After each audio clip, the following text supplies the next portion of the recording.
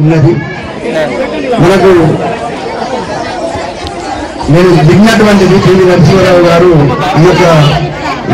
ఈ వ్యాస పౌర్ణమి రోజే బాసరలో సరస్వతి దేవాలయం కాడ మరి అక్షరాభ్యాసం చేసుకున్నాను అని చెప్పి విన్నాను. అది మరి నిజము అబద్ధం కొంచెం పెద్దలు ఆనందంగా విన్నాను, కానీ చాలా గొప్ప విషయం ఇది.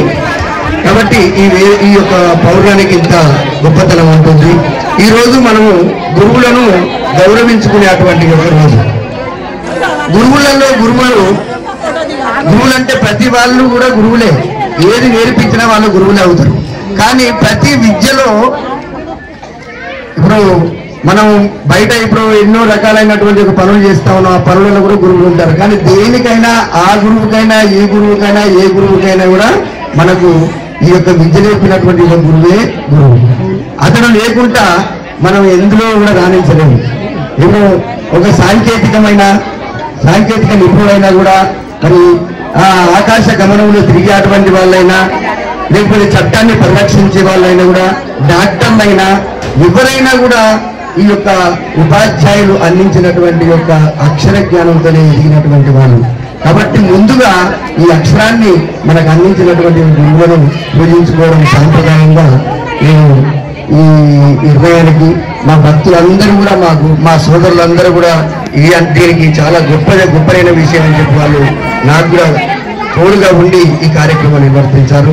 ఈ కార్యక్రమానికి మరి మీరు అందరూ ఈ స్కూల్లో పిల్లలందరినీ కూడా మాకు సహకారం అందించడం మీ అందరికీ కూడా నమస్కారం తెలియజేస్తున్నాను. వందనం ఇదే వందనం వందనం గురులకు వందనం వందనం ఇదే వందనం. గురు పూర్ణిమ శుభ దినమున గురువుల నర్చించుకొనుట గురువుల నర్చించుకొనుట గురు పూర్ణిమ శుభ దినమున గురువుల నర్చించుకొనుట శుభ దినమున గురువుల నర్చించుకొనుట పుణ్యఫలము పూజించే భాగ్యమిది వందనం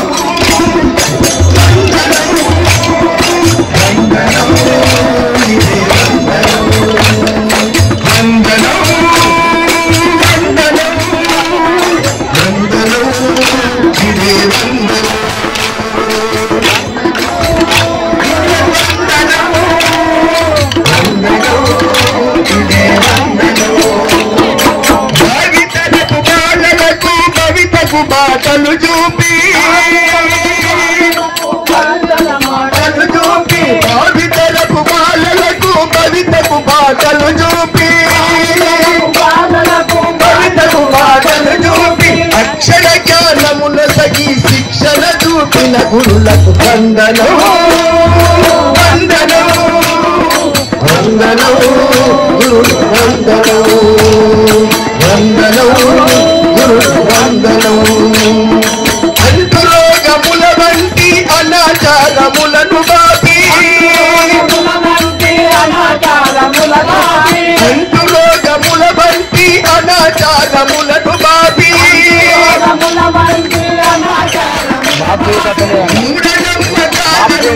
తీరను బాపిన గురులకు వందనం వందనం వందనం ఇదే వందనం వందనం వందనం.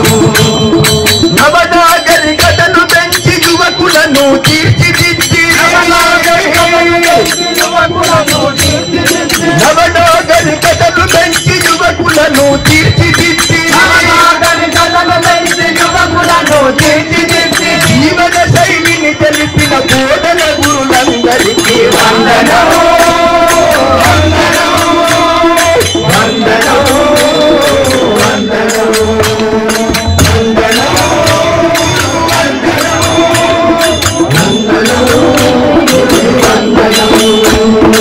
సాంకేతిక నిపుణులైన చట్టదాయ శాస్త్రమైన సాంకేతిక నిపుణులైన చట్టదాయ శాస్త్రమైన సాంకేతిక నిపుణులైన చట్ట న్యాయ శాస్త్ర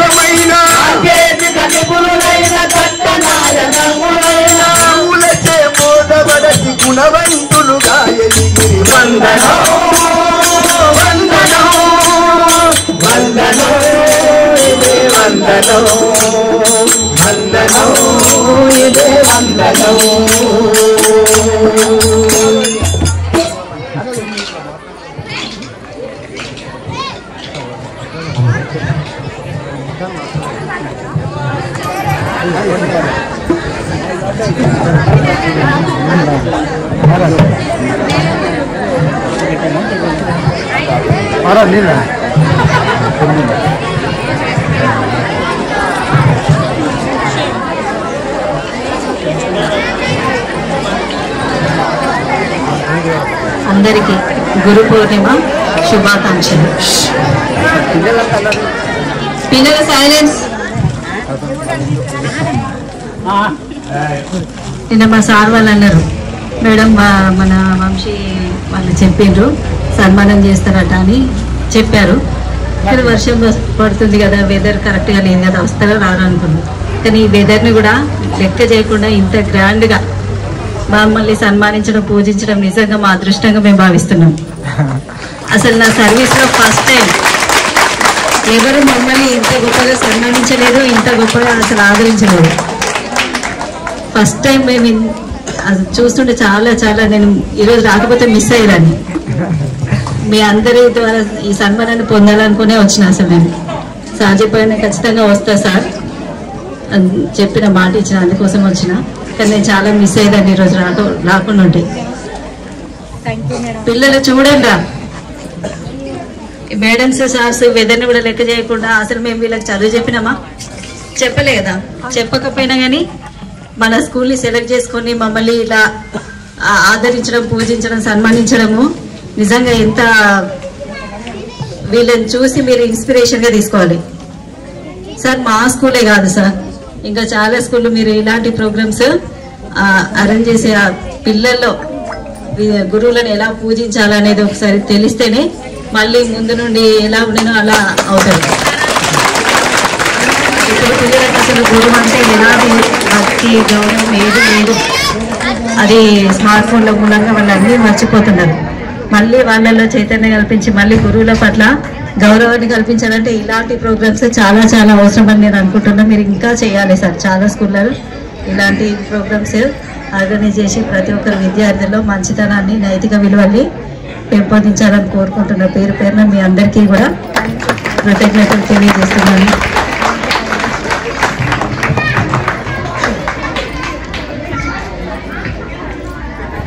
మేము కూడా అంటే సందర్భం వచ్చింది కాబట్టి ఇదే వృత్తి నుంచి వచ్చాము. హై స్కూల్ రన్ చేశాం ఒక 16 సంవత్సరాలు. సరే ఇప్పుడు పత్రికా ఫీల్డ్లో ఉన్నాను. గురువులని సన్మానించుకోవడం అంటే ఈ రోజులలో పిల్లలలో మొదటగా వచ్చేటటువంటి భావం ఏంటంటే గురుభక్తి అనేది లేకుండా పోయింది. భక్తి లేని చోట మనం ఏం చెప్పినా కూడా అది రాదు.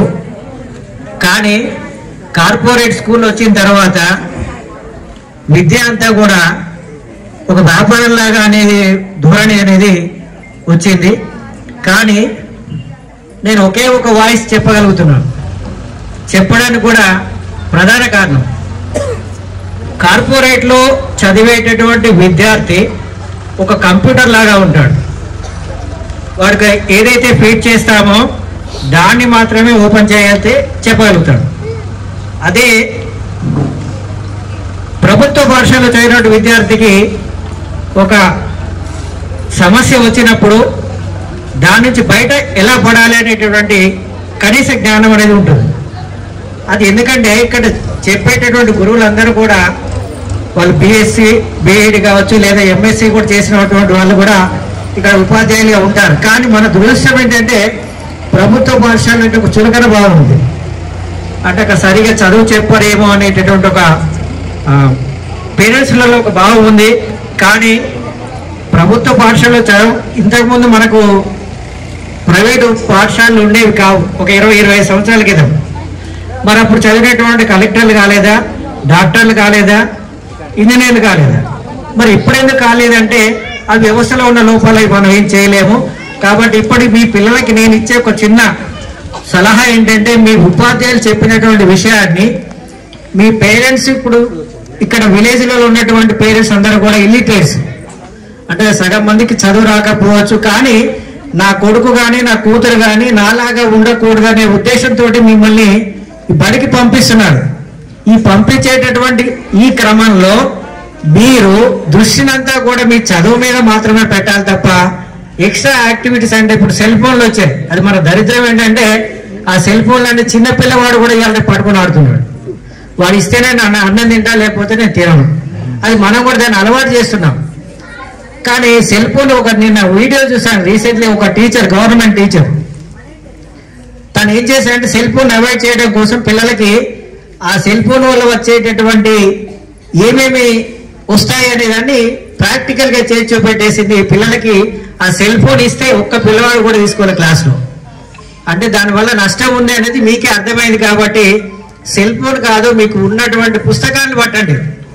మీ ఖాళీ టైంలో సెల్ ఫోన్ వాడకుండా పుస్తకాలను పడితే మీరు అంతా మేధావులు కావడానికి కూడా అవకాశం ఉంది. ఈ సందర్భంగా నాకు ఈ అవకాశం ఇచ్చిన మా గురువు గారికి, అట్లాగే ఇక్కడ ఉన్న గురువులందరికీ కూడా నా ధన్యవాదాలు తెలియజేస్తున్నాను. Thank you. గురు బ్రహ్మ, గురు విష్ణు, గురుదేవు మహేశ్వరాన్ని మనం ప్రతి వాళ్ళం కూడా ఈ శ్లోకము, ప్రతి శిష్యుడు ప్రతి విద్యార్థి కూడా ఈ శ్లోకాన్ని చదువుతారు. దీనికి రచయిత ఎవరు అనేటువంటిది ఇంతవరకు ఎవరు కూడా, ఈ ప్రతి ఒక్క శ్లోకానికి వీళ్ళు రాసిండ్రు అని తెలుసు, కానీ గురు బ్రహ్మ శ్లోకాన్ని రాసినటువంటి వాళ్ళు ఇంతవరకు ఎక్కడ కూడా రాయలేదు.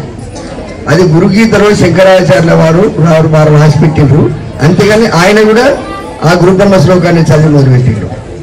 కానీ ఈ గురు బ్రహ్మ శ్లోకానికి దీన్ని అపౌరుషేయము అని అంటారు. వేదాలు ఏ విధంగా అయితే రాసిండ్రో అపౌరుషేయులని, అపౌరుషేయులు అంటే ఒక తపస్సులు ఉన్నటువంటి వాళ్ళు, వాళ్ళ నుంచి వెళ్ళి జాలువారినటువంటి యొక్క ఆ సరస్వతి అనేటువంటి ఆ మాత ద్వారా వచ్చినటువంటి యొక్క శ్లోకమే గురు బ్రహ్మ. ఈ గురు బ్రహ్మ శ్లోకం ఎందుకు వచ్చిందంటే, గురువు బ్రహ్మ. బ్రహ్మ అంటే ఏం పని చేస్తాడు? సృష్టి చేస్తాడు. మరి ఈ గురువులు ఏమి సృష్టి చేస్తా ఉన్నారు అంటే, మన లోపల ఉన్నటువంటి అజ్ఞానముతో కూడుకున్నటువంటి వాళ్ళం కాబట్టి మనకు ఈ విజ్ఞానానికి కావలసినటువంటి ఒక అక్షరాన్ని మన లోపల బీజాన్ని నాటిరు వాళ్ళు. ఆ బీజాన్ని నాటిరు కాబట్టి వాళ్ళు బ్రహ్మతో సమానులే, కానీ ఇంకా వేరు కాదు.